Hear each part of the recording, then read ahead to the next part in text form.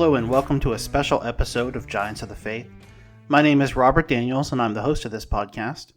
Today's bonus episode is a bit of a lighter take on Giants of the Faith. Of all the people and fruits that would make a worthy study for this show, Bob the Tomato is by far the most requested. You might think I'm kidding, but I'm not. I made a sort of offhand joke about doing a Bob the Tomato episode way back in episode 0, and it kinda stuck. So, here we are with bonus episode 1, featuring everyone's favorite VeggieTales host, Bob the Tomato. Before we get too deep into the story of Bob the Tomato, we need to address the elephant in the room.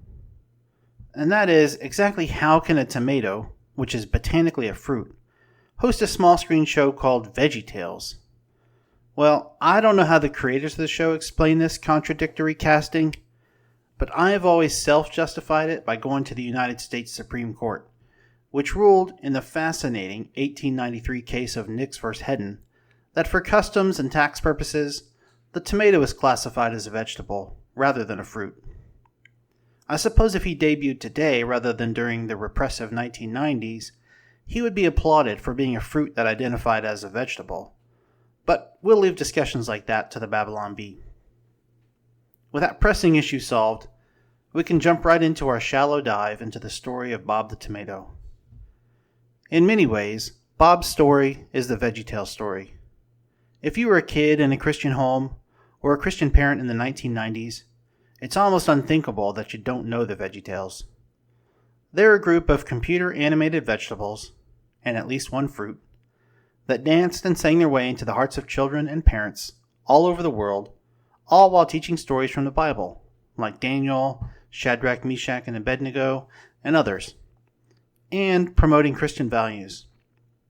The TV show was developed by Phil Vischer and Mike Nawrocki in the early 90s and blew up into a cultural phenomenon that continues to echo today.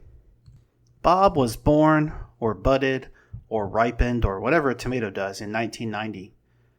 He was the brainchild of Phil Vischer, and was the second VeggieTales character, and was created shortly after Larry the Cucumber.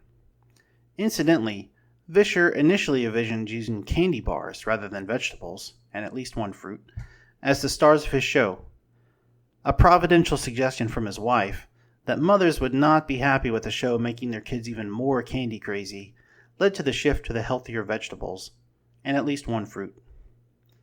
Vischer was looking for characters without limbs, hair, or clothing because they'd be easy to animate with the rudimentary animation systems that existed at the time.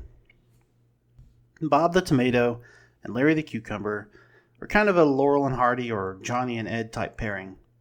Larry was always the zany, wacky character, ready to obsess over a Susie action camper or burst into a silly song. Bob was the straight man. He'd always try to keep the show on track and deliver the moral or biblical lesson that each episode presented. They worked well together, even if there were occasional arguments. Through the years, Bob appeared as Shadrach, a butler, a bus driver, a fruity Tom Sawyer, a pastor, and a Mexican, among others. His range is pretty impressive. So VeggieTales was originally distributed by mail order on VHS through advertisements in Christian parenting magazines. Eventually, it was picked up by Christian retailers, but the creators struggled to find any mainstream success until Kmart, of all retailers, picked it up. That's when things really blew up, and Bob and Larry could be found virtually everywhere. As Big Idea, the company behind VeggieTales, grew, so did the stature of Bob.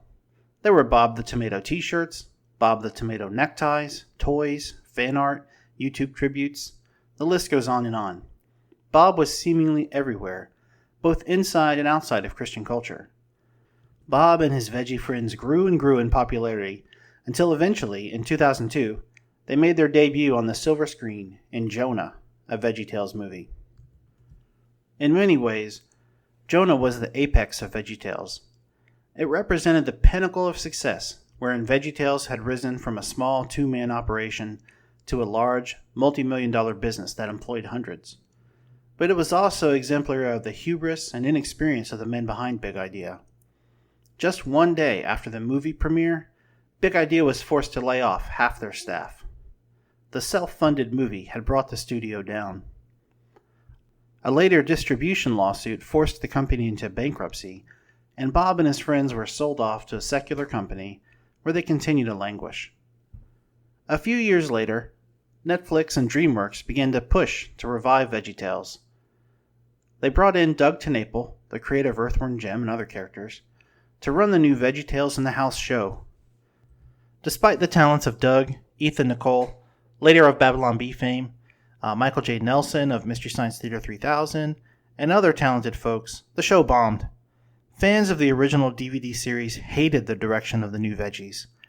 The characters now had eyebrows, bulging bug-like eyes, new characters were introduced that didn't quite catch on, and shockingly, a meat-based character, Bacon Bill, was brought onto the show.